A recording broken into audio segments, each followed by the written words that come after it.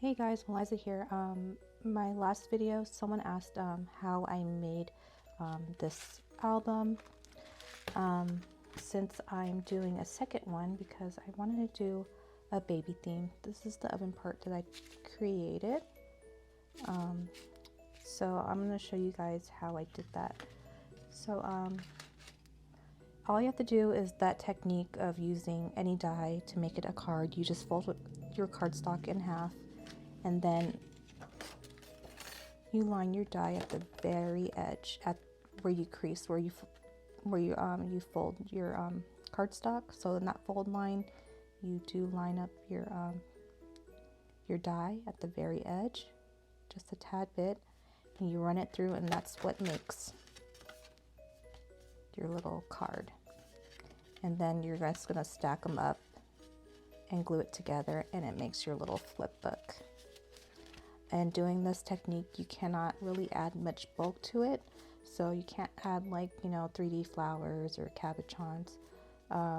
You can, but it's gonna look all messy. So this is gonna be like a flat photo, add some stickers type of book.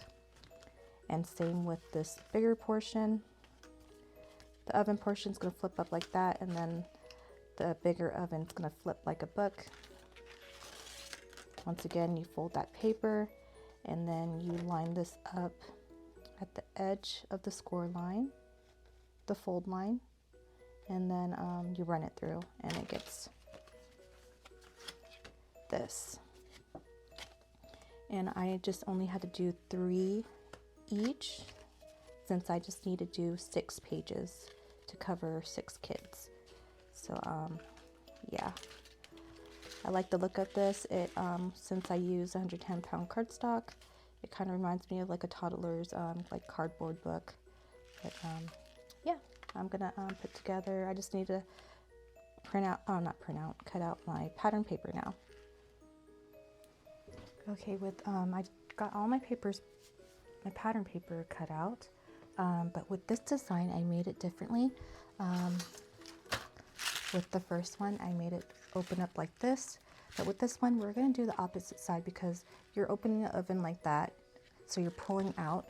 So this is the way I want it, this go around, to imitate an oven door.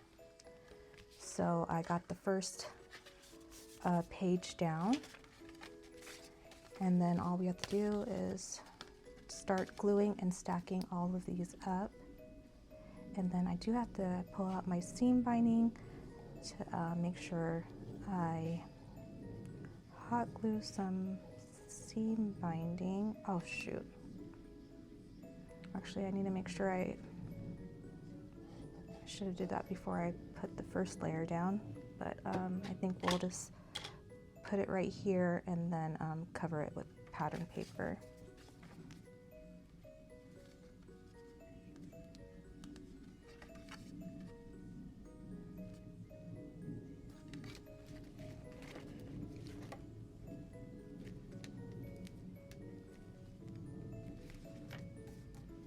So I think I'm going to do a time lapse of putting everything on, and then I'll get back when I add the seam binding and the pattern paper.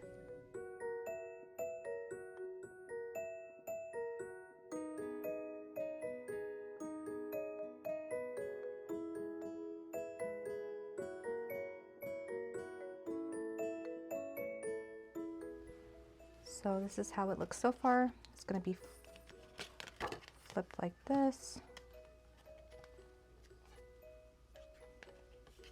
and then the inside.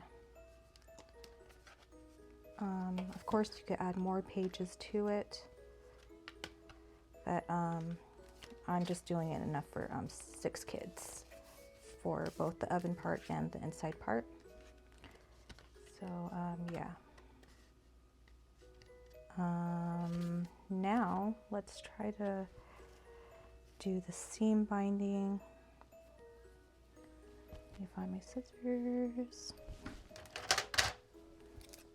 I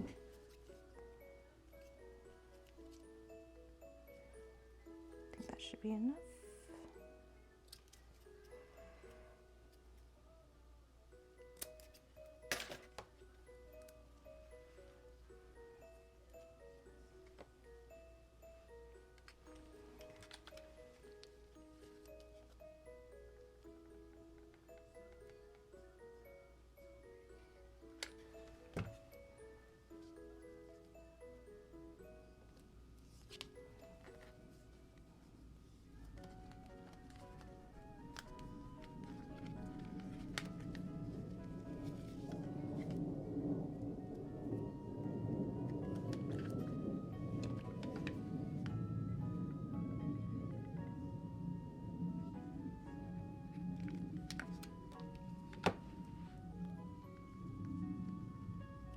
And then we're going to cover up pattern paper.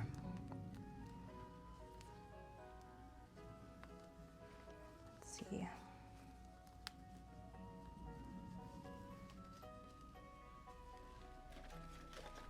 I think that would be cute. Okay, I'm going to put the pattern paper on now.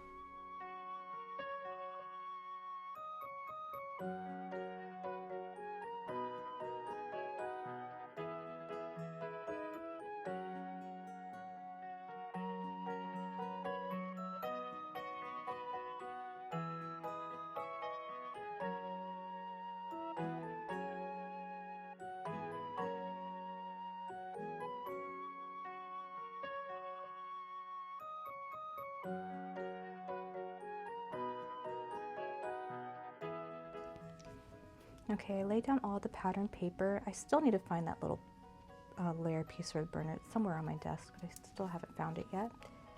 But I did layer these paper by gender of what order they had their kids. I totally forgot to flip this image around, but this one's backwards. So yeah, you have to be mindful when you do decide to do this. I always make the mistake of not being mindful of the pattern, but they did have a boy first, and then they had the girl, another girl, boy, and then girl, and then their new baby is going to be a girl. So then we have the seam binding enclosure. These letters are from Scrap Diva, the heart letters, and then the grow part is from KS Craft. It was like a group of, I think, had like grow, flourish, and I don't know, bloom, but I used the grow without the shadow backing to that. But yeah, I wish I had more of baby themed papers, but I like the concept of this, having it open this way, like you're pulling an oven door.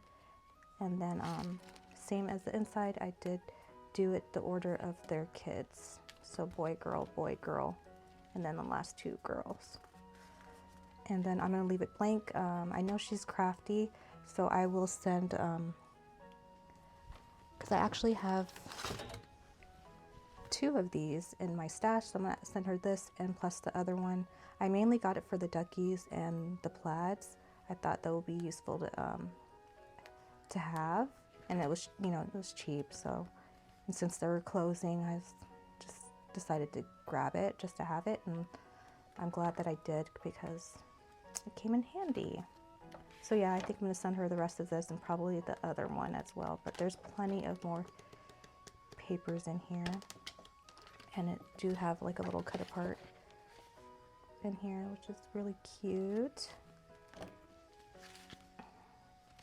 That's it.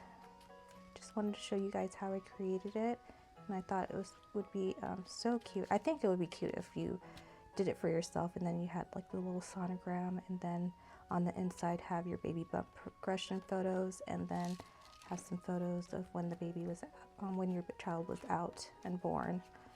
But I don't have their sonogram photos or anything, and this is gonna be a family baby album versus just one child. So I hope they love it, and I hope you guys enjoyed my quick video, and I hope you guys have a great day. Bye.